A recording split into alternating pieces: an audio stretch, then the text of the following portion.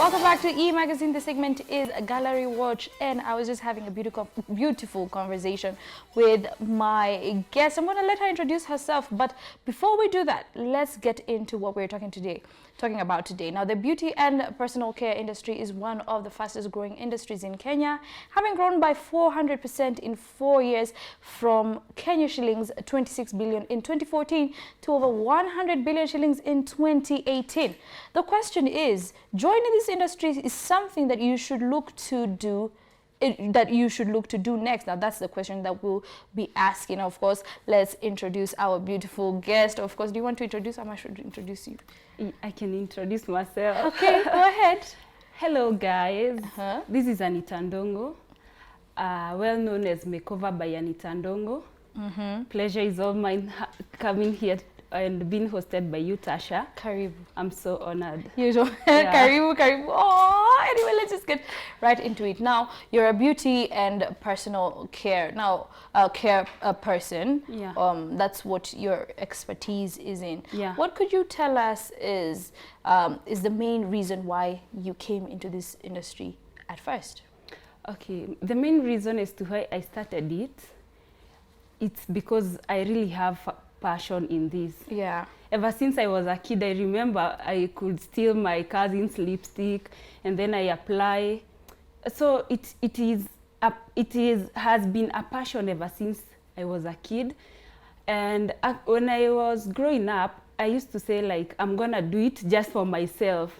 But later on, back in 3 years ago, I decided to try out. So I used to work somewhere that there was Wi-Fi all through.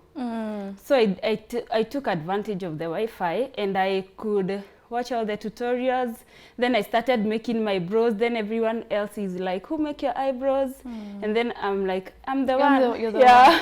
And then I could charge them. On Saturday, they could come where I am. I could charge them for eyebrows only 200. Yeah. So then later on, I decided to quit the job and risk for my life and just start the makeup job. Yeah. So that's how I started. It has been a good journey. And by the way, your makeup looks absolutely professional. But thank you.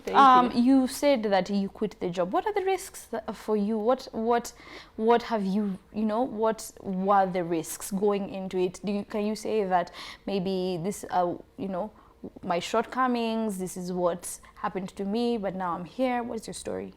Okay, the risk was I've quit the job. I don't have another job I'm expecting.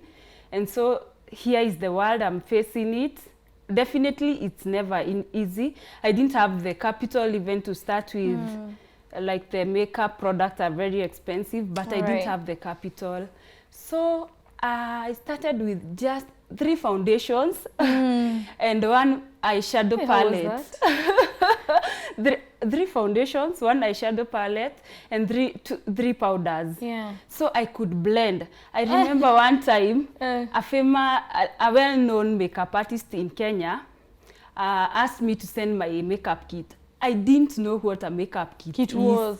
So I sent my eyeshadow palette. Alikucheka?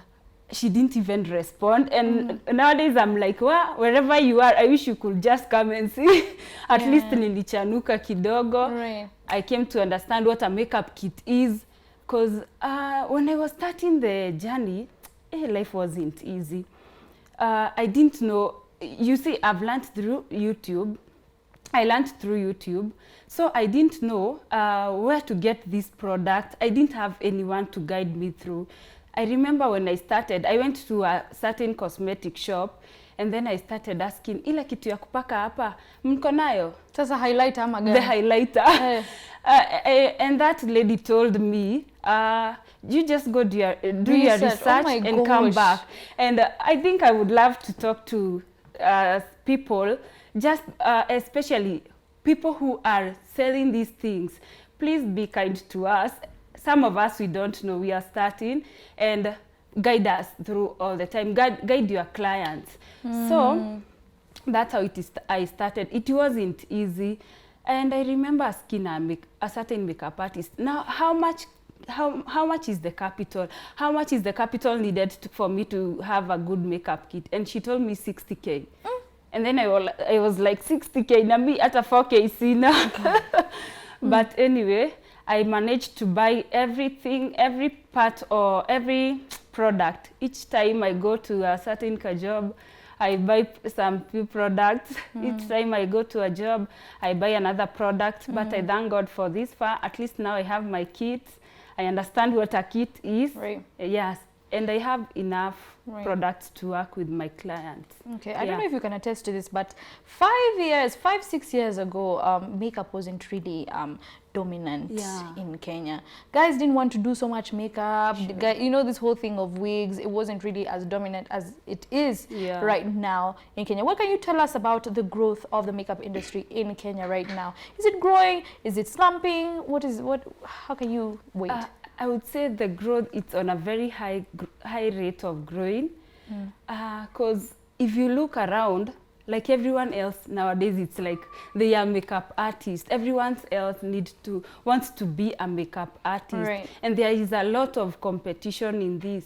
And the thing is, now that we have competition, you can't just be stagnant at it. Oh, I'll just do my makeup, like at face makeup and that's it, bridal makeup, or any, like, you see this, the general makeup, like the one I'm putting on, the one you're putting on.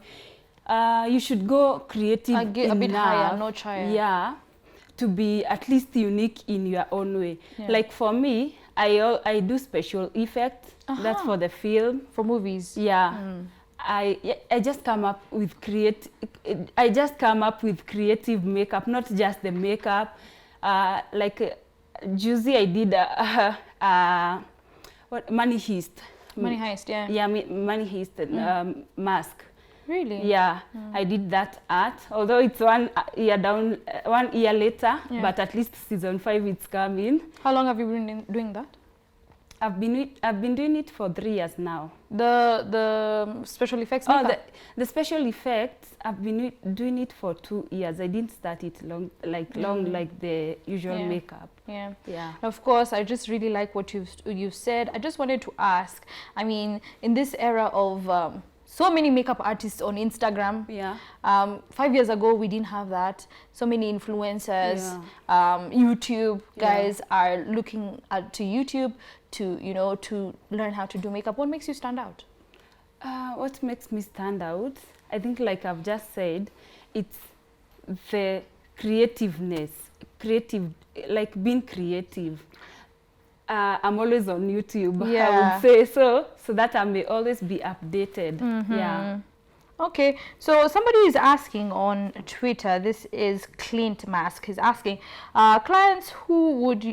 clientele, right? Your clientele, who would you say is the main clientele for you, and how do you get them and maintain them? That's a good question. Yeah, it is. Thank you for asking. Everyone else is my clientele. It doesn't matter the age, because there is different kind of makeup for all skins. First of all, there's baby skin, the normal skin. So you find I'm doing it to the kids, medium age, the grandpa and grandmas. You even do babies. Yeah, at times you go to a wedding and flower girls need to be glammed up. Yeah. And so you really have to be cautious about the flower girl's skin, because she's not as matured as I am. Yeah. So I have to observe the product that I'm using. All right. Yeah. So this, of course, is a business like any other, right? Yeah, sure. You need to make a living. So how do you price? Do you mind telling us how you price? Let me just say, I won't say it at specifically how I price it, but I will just put it in general. Give me like a wedding package. A wedding package. Yeah. You find for the bride it's always expensive, because you have to deal with the bride and make it more detailed compared to others.